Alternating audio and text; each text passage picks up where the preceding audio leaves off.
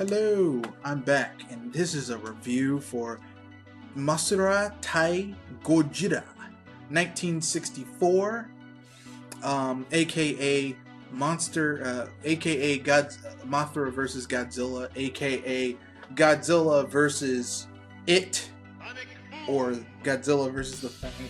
The Thing. Depending on where you were, this movie had different titles. Those were all of them. Now, it's time to get on to the gist of our story.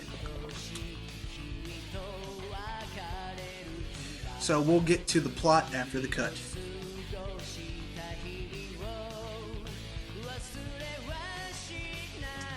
So here we are.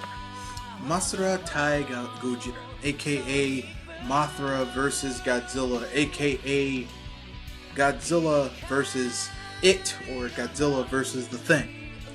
This movie has 4 different titles that it's known as, which ought to tell you what a confusing mess it could have been. But it isn't. This film is essentially opens up with a massive storm and an egg appearing on this beach, and the beach is currently under land development, and a greedy land developer steals the egg, and before he can steal the egg, Godzilla pops up because he's gonna eat the egg. Now the significance of this egg is that this egg is an insect egg.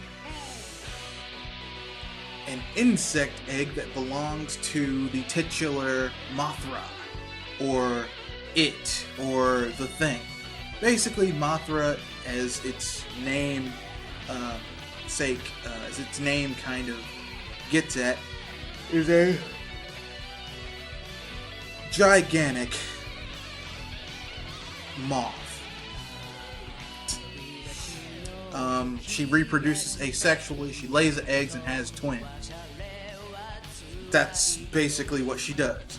Her egg in this case was lost, and basically our main character is a scientist who feels the egg should be studied, but the land developer says it's on his land, so it's his egg, so he takes it so that he can make some money off of it.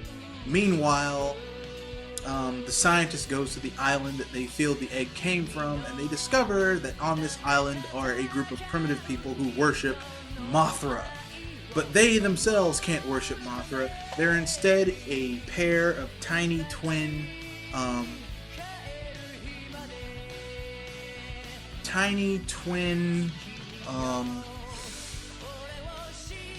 mystic women who sing this weird ass song that has I can only remember the opening sequence of it, Mosura ya.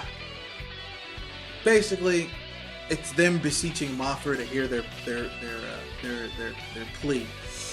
Mothra has always been seen as being kind of a beneficial and friendly creature to the earth.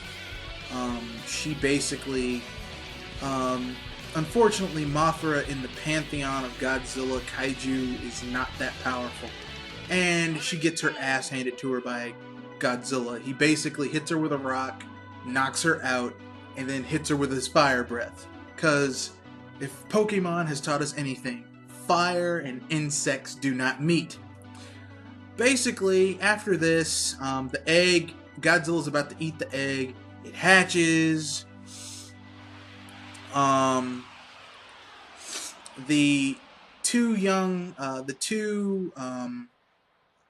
priestesses of Mothra, who have accompanied the scientists from their home island back to the mainland, are kidnapped by the land developer who wants to use them to make money. They escape. They sing the song to Mothra and communicate with the baby Mothra, which are caterpillars at this point, and they basically fight Godzilla.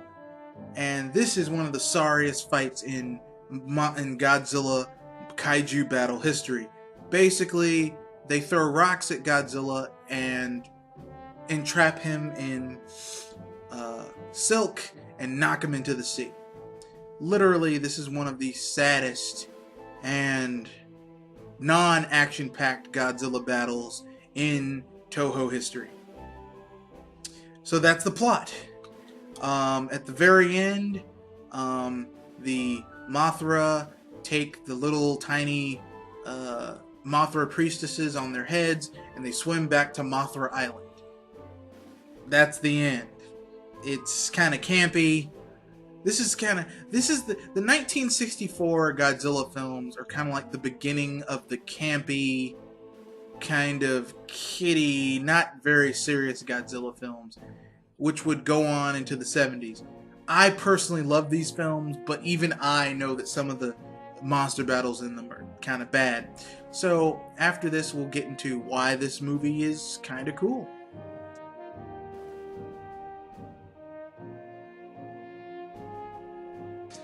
Okay then, it's time to get into the nitty-gritty, and we talk about why this film is kind of cool. Basically, this is the first film that really shows Godzilla expands upon that there are other monsters in the Toho universe.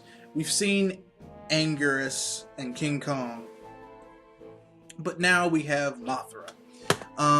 This is the beginning of the expansion of the Godzilla universe, which is important because if it was just one gigantic monster, this would be a very boring series, but there's a whole expanded universe, which they created. This also shows that there are other monsters that have roles and have things that they do. It gets into the biology of these creatures. This is the first Godzilla film that really shows Godzilla just purposefully wrecking shit. Like, up until this point, it was Godzilla was going from point A to point B, and your shit was in the way, and he tore it down. Now, in this movie, Godzilla basically, or Gojira, really shows a Rick James from the Chappelle Show grinding his dirty, muddy boots into someone's white couch type of recklessness. Like, fuck your city, man. Blowing up stuff and tearing down stuff and burning stuff and lighting stuff on fire. It's really very invigorating. The downside of this film is, as I said in the plot, is that the monster battles are rather underwhelming, which kind of sucks. But other than that, pretty good film. So, the conclusion after the cut.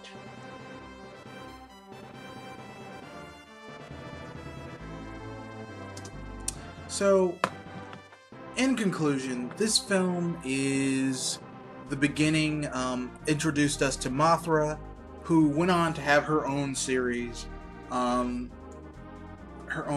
movies that were actually pretty successful, a pretty successful trilogy in the 1990s.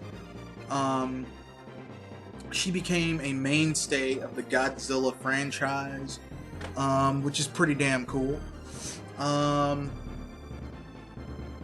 And Mothra is categorized as a staunch ally of the Earth itself. And she's generally beneficial. She doesn't go around destroying stuff. That being said, stay tuned for the next 1964 film, Godzilla vs. the Astro Monster, or Monster X, or Godzilla vs. King Ghidorah, or Ghidra. This film is basically the introduction to what would become Godzilla's ultimate nemesis throughout the rest of his film career. Thank you and have a good day.